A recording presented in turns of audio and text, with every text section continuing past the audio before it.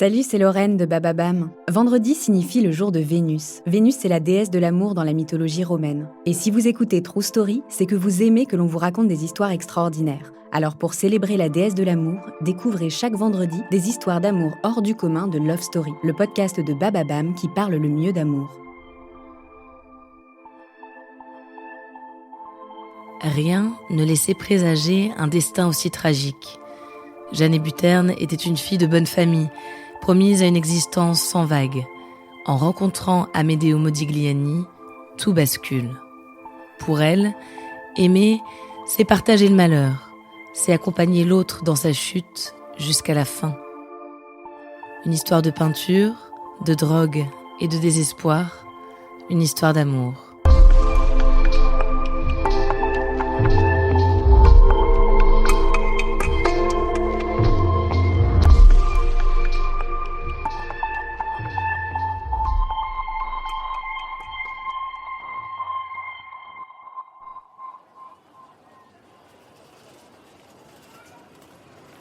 « 1917, Paris.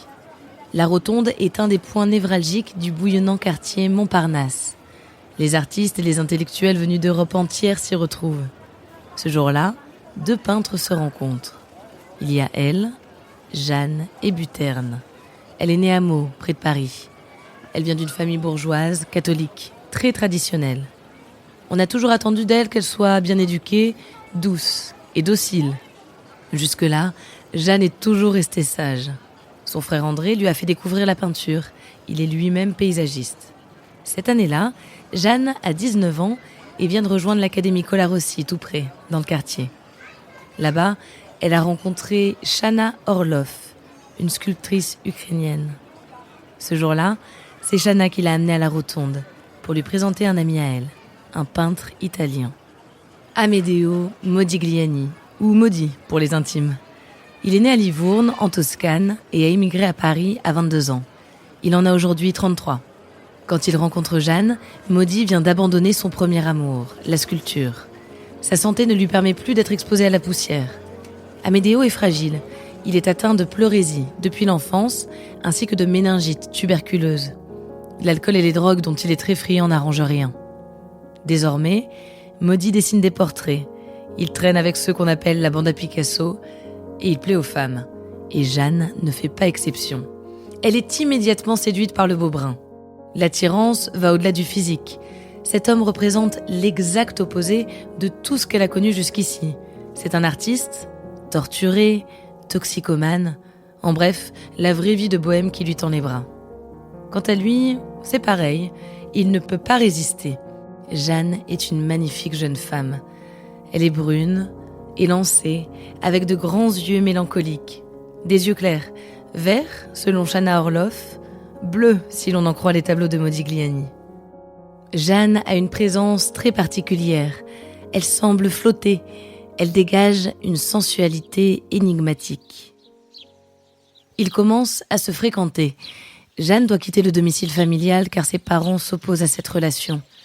À l'époque, l'antisémitisme est très fort. Modigliani est juif, en plus d'être un étranger et un vagabond. Elle s'installe chez lui. Il vit dans la même rue que l'Académie Colarossi, dans l'immeuble qui jouxte l'école. Dans cet atelier, ils peignent tous les deux. Amedeo est inspiré par Jeanne. Elle prend souvent la pose pour lui. Il loue l'appartement à un certain Léopold Zbrowski. C'est lui qui se charge de ses affaires. Il organise pour Modi une vente de tableaux dans le 9e arrondissement. Mais le soir du vernissage, la police fait irruption dans la galerie. De nombreuses œuvres sont saisies pour outrage à la pudeur. Aucun tableau n'est vendu. Amedeo est ruiné. Léopold l'envoie se refaire une santé sur la Côte d'Azur. Ils partent à deux avec Jeanne et s'installent à Nice. Là-bas, elle met au monde leur fille. L'air de la mer leur fait du bien. Pendant cette période, Amedeo peint les 4 seuls paysages qu'on lui connaît.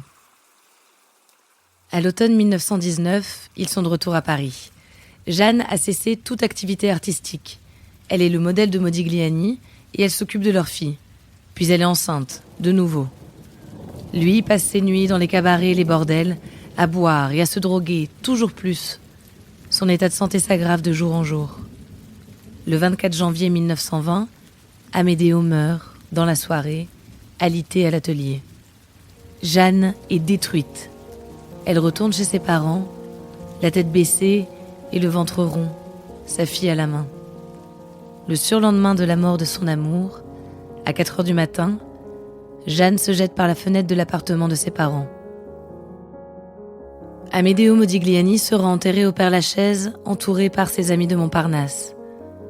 Le père de Jeanne refuse que sa fille soit enterrée à ses côtés. Il changera d'avis 10 ans plus tard. Aujourd'hui, l'œuvre de Jeanne Hébuterne est tombée dans l'oubli. Seul son visage perdure dans l'étoile de son amour. Un amour qui a tout anéanti sur son passage.